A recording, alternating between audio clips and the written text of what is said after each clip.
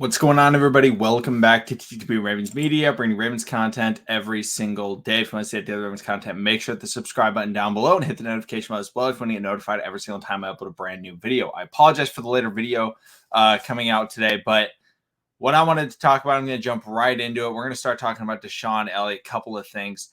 Obviously, if you didn't know, DeShon Elliott suffered another season-ending injury this last game against the Minnesota Vikings. He's out for the year and very well possibly could be his last game playing for the Baltimore Ravens. I'm first going to talk about this season, how do the Ravens replace him? Then I'm going to talk about what this means for DeShon Elliott and the rest of his career.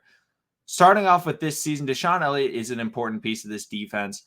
Obviously, he has much more experience than Brandon Stephens. Really not a lot in the NFL. Like, he's played more, obviously, yes. He's played about a season and a half more. But like, he also played in college. He played safety and things like that. So he has a lot more experience than Brandon Stephens. And obviously he brings something that no other Ravens, I think, really bring. And that's the hit power and the oomph that he's able to bring to ball carries in open space. And we saw it this last weekend. We saw Dalvin Cook get right up the middle, goes up to DeShon Elliott. DeShon Elliott lowers that shoulder, throws him down right away. Like that. He hit him with a pop.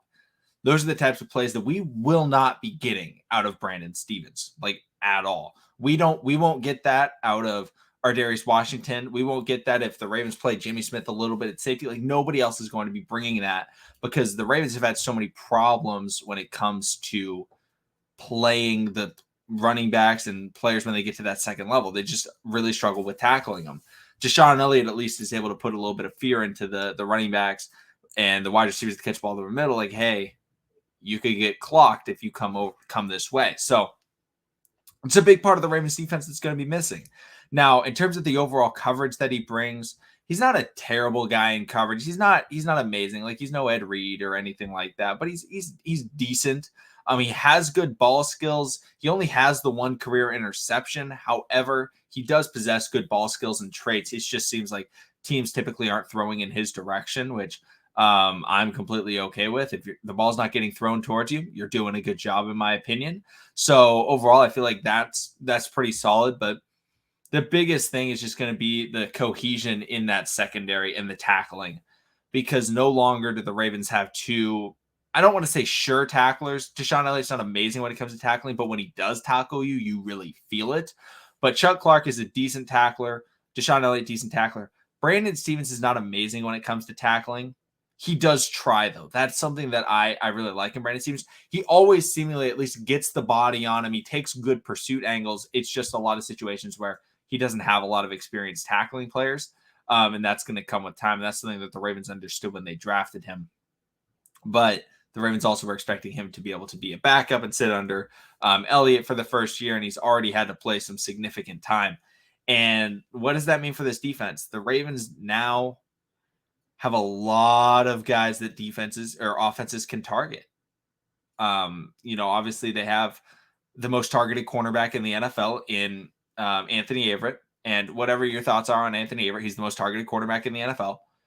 So quarterbacks go after him.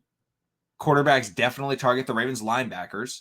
They target the tight ends because they know that the Ravens linebackers aren't great in coverage, especially Patrick Queen and Malik Harrison. And then now they're able to target Brandon Stephens, which the Minnesota Vikings did. They threw it to Justin Jefferson on third down. Brandon Stephens is trying to cover him. Justin Jefferson runs right by him and is able to get that first down. Got about 8-9 yards on about 3rd and 5, 3rd and 4, something like that. Got a nice first down because they were targeting the younger guy. And that's what you would expect. So it is a big injury. I'm not going to say the Ravens can't overcome it. I do think that they can, because the defense – this isn't going to knock the Ravens defense and say, oh, it's taken from a top 5 defense to a top 10. The Ravens defense is pretty middle of the pack. I don't think this takes them out of the middle of the pack. I think it's just pretty average. So I don't think that that's massive. The big thing that this impacts is the future. I know some people wanted the Ravens to re-sign DeShon Elliott, and obviously I'm wishing DeShon Elliott the best, obviously hoping for his recovery, hoping that he has a successful career in the NFL. However, I was not someone that felt like the Ravens should re-sign DeShon Elliott. I just felt like, sadly, the injury history, but also just it wasn't worth paying him. I felt like he didn't bring anything that the Ravens specifically needed, because the Ravens needed a really good coverage safety. to pair if you're going to pair them with Chuck Clark. Now, the real debate was, do the Ravens keep Chuck Clark or DeShon Elliott? The issue was Chuck Clark is the guy that calls the defense. But I felt like the Ravens really needed that coverage safety that can go out there, be a ball hawk, make some big time plays. DeShon Elliott hasn't been that guy in his career so far. Not saying that he can't be that guy, but I mean, this was a contract year for him. This was a big year, and you hate to see injuries and at any point in time, but especially when they're a young player coming into their final year, really getting that big shot that he got last year and trying to carry it over into this year. But overall, I feel like he's probably going to get a decent contract somewhere. He's probably going to be getting in the $6 million range, something like that, maybe $5 million. I think the best person to compare it to is probably like Malik Hooker, a guy who was terrific with the ball in the air. He had a ton of career interceptions, but bit of an injury problem led him into not having his fifth-year option picked up by the Colts. Goes into free agency. I can't remember where he ended up signing. I know he doesn't start where he signed. I can't remember exactly where it is, but he's a really solid player, and that's something that the Ravens can look at. But, overall, DeShon Elliott, these are just injuries that nobody ever wants to see. But if you were to take a cheap contract back in Baltimore, I think the Ravens would gladly give it to him. I just think that he's worth more than what the Ravens would be willing to pay, because the Ravens got a lot of things that they got to fix, and they got a lot of people that are going to be leaving. Like Calais Campbell's probably going to retire.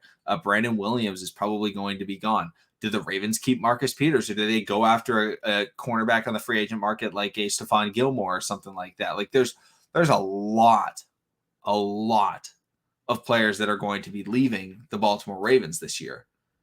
And DeShon Elliott was likely going to be one of them. Now I think just sadly, the money that he's going to get is going to be significantly decreased, but I do still think he's going to get some decent money to really get one last chance in the NFL. But what do you guys think about the DeShon Elliott injury? Also, in other news, if you guys didn't know, Ben Mason was cut from the practice squad, or released from the practice squad. I just figured I'd let you guys know if you guys didn't know that. But thank you, everybody, for watching. Subscribe for daily Ravens content, and I'll see all of you again